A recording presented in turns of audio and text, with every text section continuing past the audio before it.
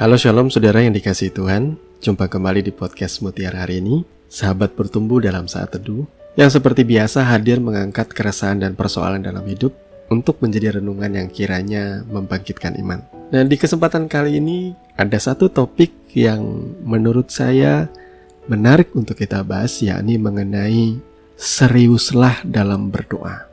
Pertanyaannya sekarang, apakah saudara sudah serius saat saudara berdoa? Dan apakah makna dari keseriusan dalam berdoa itu? Saudaraku, saya percaya setiap kita itu bisa berdoa. Jadi jangan pernah mengklasifikasikan dirimu sebagai bukan seorang pendoa. Karena setiap kita memiliki hak yang sama untuk berbicara di dalam doa kepada Bapa kita yang di surga. Lain nama Tuhan Yesus Kristus tentunya.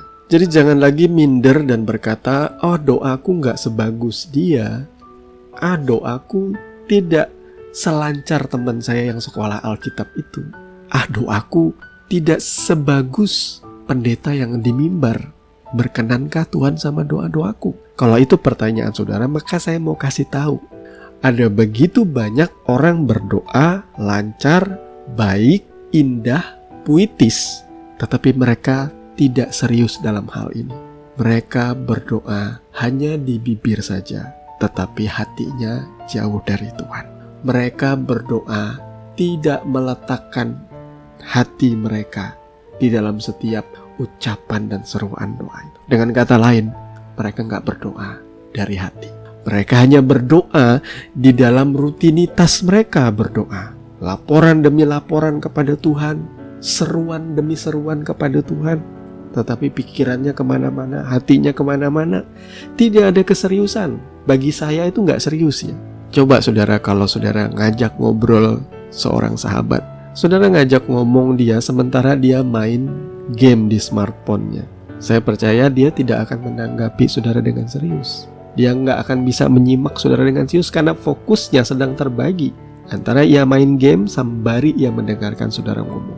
Seperti itulah kita. Kita cuma pengen ngelapor aja, tanpa kita pengen rindu mendengarkan apa yang menjadi jawaban Tuhan atas hidup kita. Jawaban itu tidak selalu berarti jawaban doa, bahwa yang kamu minta aku kabulkan. Tidak seperti itu juga. Jawaban itu biasanya Tuhan memberikan hikmat atau rema atau firman di dalam hati kita. Dan biasanya kalau Tuhan berbicara, memberikan pengertian di dalam batin kita, kita pasti akan tercerahkan. Ada insight dari dalam, ada pemahaman yang membuat kita merasa sukacita nantinya. Namun saya tidak bisa memungkiri satu hal ini. Begitu banyak pengajaran mengenai doa yang saya dengar, yang saya baca di buku-buku rohani, itu biasanya adalah mengenai formula bagaimana doa kita itu dijawab oleh Tuhan. Tapi maaf kata nih ya, konsep daripada pengajaran ini lebih kepada memperlakukan Tuhan itu seperti jin. Genie on the bottle tepatnya ya.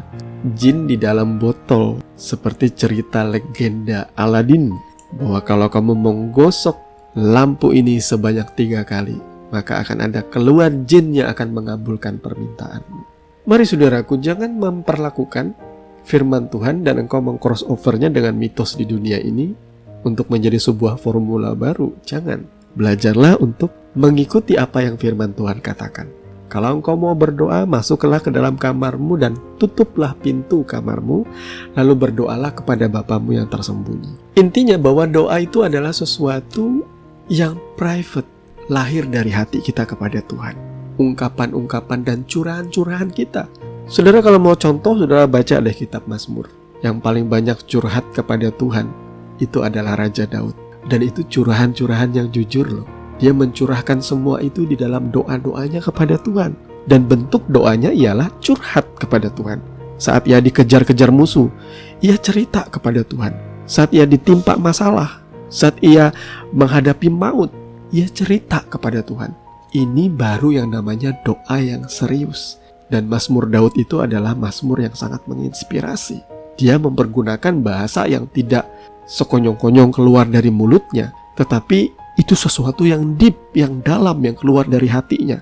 Dia bisa mengungkapkan itu kepada Tuhan dengan apa adanya.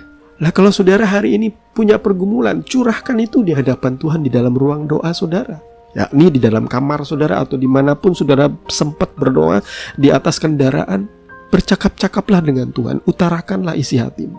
Biasanya Dia akan menjawab dengan sesuatu yang sekelebat muncul dalam pikiranmu.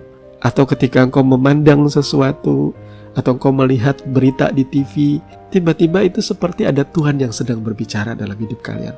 Itulah keindahannya saudara berjalan bersama Tuhan. Sementara pastor-pastor yang mempraktekkan pengajaran-pengajaran praktis di dalam Alkitab, pengajaran tentang doa itu menjadi suatu formula untuk menuntut Tuhan memberkati mereka.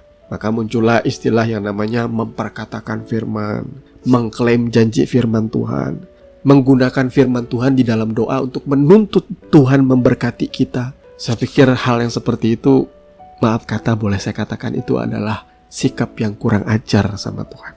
Tuhan tahu apa yang menjadi kebutuhan kita, saudaraku. Tuhan tahu apa yang menjadi kerinduan kita. Bahkan sebelum kita menaikkan doa, Tuhan juga tahu apa yang menjadi isi doamu. Bukan berarti salah meminta kepada Tuhan, tetapi ketika engkau menggunakan formula doa untuk menuntut Tuhan memberkati engkau dengan rakusnya hatimu, Tuhan juga tahu mana orang yang datang dengan ketulusan dan mana orang yang datang dengan tuntutan keinginan. Jadi saudaraku yang dikasihi Tuhan, fokus dari renungan ini ialah untuk kembali meluruskan hati kita. Apakah selama ini kita yang lancar berdoa, yang bagus berdoa, yang indah berdoa, sudah meletakkan hati kita di sana? Sudah betul-betul memandang Tuhan, sebagaimana kita fokus memandang wajah seseorang dan berbicara dari hati kita kepada Dia. Itu yang Tuhan rindukan di dalam kehidupan kita hari-hari ini. Seriuslah dalam berdoa, karena Tuhan Allah kita hanya sejauh doa. Tuhan memberkati firman-Nya. Mari kita berdoa. Bapa, di dalam nama Tuhan Yesus, Tuhan tolong kami agar kembali mengubarkan kerinduan kami untuk berdoa di hadapan-Mu. Mungkin ada begitu banyak kami yang sudah memandang Tuhan itu jauh, dan kami terlalu malas untuk meluangkan waktu kami berdoa kepada Tuhan. Oleh karena kami merasa doa kami gak bagus, gak indah. Tapi biarlah Tuhan, pengajaran firman yang kami dengarkan kali ini membuat kami sadar bahwa yang Tuhan mau ialah dekat dengan setiap kami, di mana kami boleh memandang Engkau, Bapa kami, dan kami bisa menceritakan segala hal yang ada dalam hidup kami, baik itu senang, susah, pergumulan, sukacita. Engkau ingin selalu menjadi sahabat dalam hidup kami. Terima kasih Bapa. Kami mengucap syukur kepadamu. Di dalam nama Tuhan Yesus kami berdoa. Amin. Saudaraku yang dikasihi Tuhan, saudara sudah mendengarkan kebenaran firman yang kiranya boleh menjadi dasar dan kekuatan di dalam setiap kehidupan saudara. Sampai bertemu lagi di podcast Renungan Firman Mutiara hari ini yang berikutnya. Kasih karunia menyertai saudara sekalian. Shalom.